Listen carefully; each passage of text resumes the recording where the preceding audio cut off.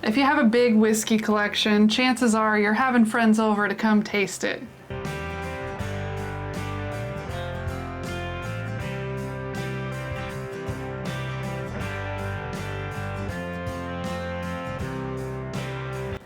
So, we've got another list video. This one, we stole the idea from the Shelf Turds or whiskeychannel.com. Great channel, they're hilarious. But they came up with this list, and it's all about sharing your whiskey with other people. Our whiskey-loving friends are coming into town, and they're going to be at this bar. They're going to be so disappointed. Looks way cooler on camera. Here are 5 whiskeys we want our bourbon-loving friends to try. We got a category for each. So there are 6 categories. The first category is the we're still forming our opinion whiskey. So this is one of those whiskeys, you've tasted it a couple times. You haven't really decided if you like it or if you don't like it. But when they come over, your company, you're gonna put that in front of them and say, here, try this. Tell me what you think. So for me, it's gonna be Pacific Northwest craft whiskey. Okay, so I've got a 2-bar, I've got Brown Family Spirits here. Both are Washington State distillers. They're good. I don't know if they're great. I'm still kind of, the jury's still out. I've only had a few pours of each of these bottles. They're different. And they're different. Craft whiskey is a unique animal, and I'm gonna take some time to decide if I like these, but when I have company over here, I'm definitely putting these pours in their mouth, and I'm gonna get their opinion on them as well. And mine is Amberana finish in general. So I've got a couple bottles here. We've got the Nulu Amberana and the Barrel Amberana.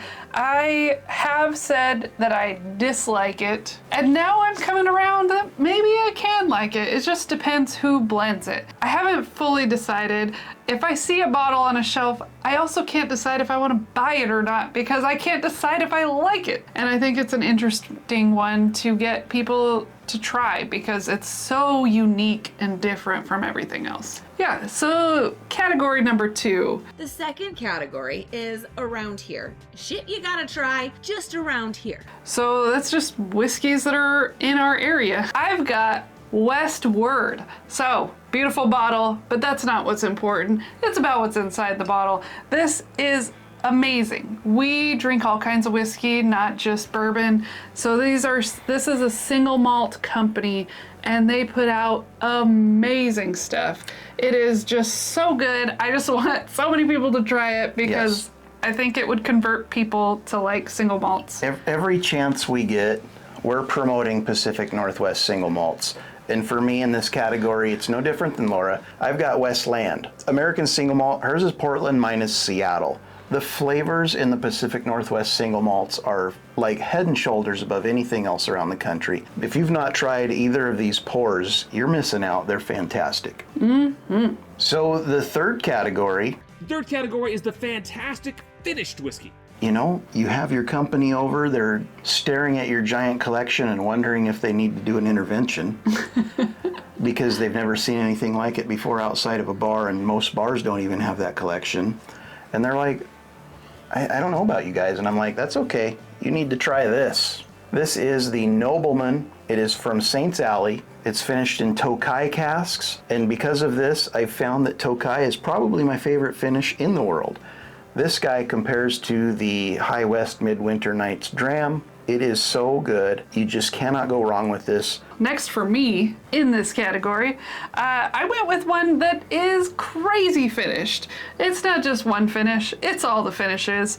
This one is from Barrel. It's the Dovetail. You definitely know it's finished. There's no skipping around that. It is definitely a finished whiskey, and this one is finished in rum, port, and Dunn Vineyards Cabernet barrels. It's fantastic, and I would gladly share that with anyone that comes over. Category number 4. The fourth is the absolutely terrible whiskey. We have tried a few whiskeys that are absolutely terrible. They just missed the mark. They missed it. Some by a little, some by a lot. Exactly. So for me, I'm going with Gold Bar. And honestly, it's anything we've had from them. So standard Gold Bar, which looks cool because it's a gold bar. I mean, it looks cool, which lured us in. And then the Rick House, which tasted like smoked ham in a bottle. So those are fun ones to try, have other people try, and we definitely did. Where every time anyone new came over, it was like, try this bottle. It is crazy. Yeah, just no redeeming qualities. So for me, we're sticking with California. Poor California. We've got the St. George Distillery Baller. So it's an American whiskey, kind of blended to mimic a Japanese whiskey. To me, this tastes like bong water. And it just is that funky, like skunky, yeah, like a flat green beer. It's bong water. And it's from California, so that's appropriate. So the next category.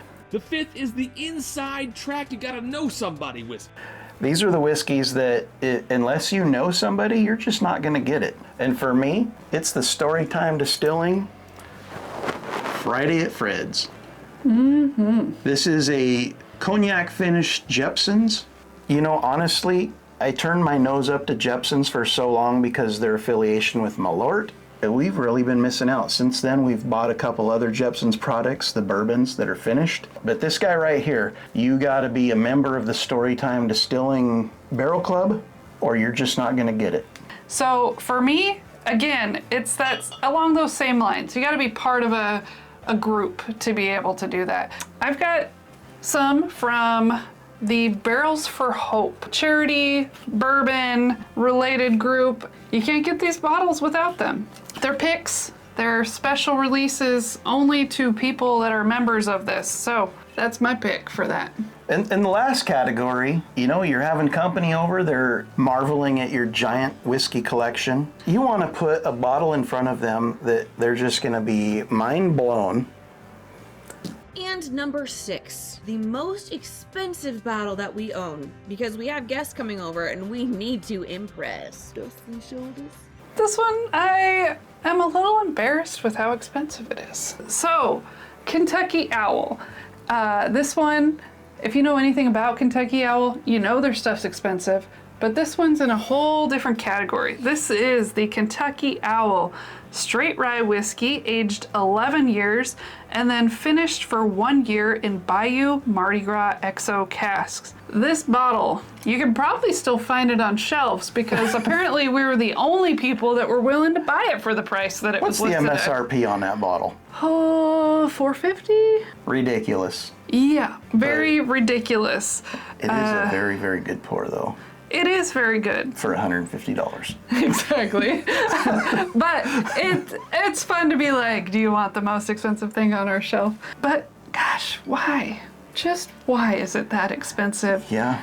And was I drinking before I decided to purchase this? Because why would I even think that I should purchase something that price? So I hope you like this list. If you like videos, let us know.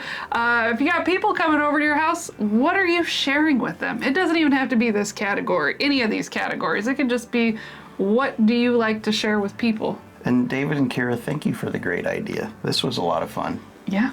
Cheers. Thanks for watching. Have a great day.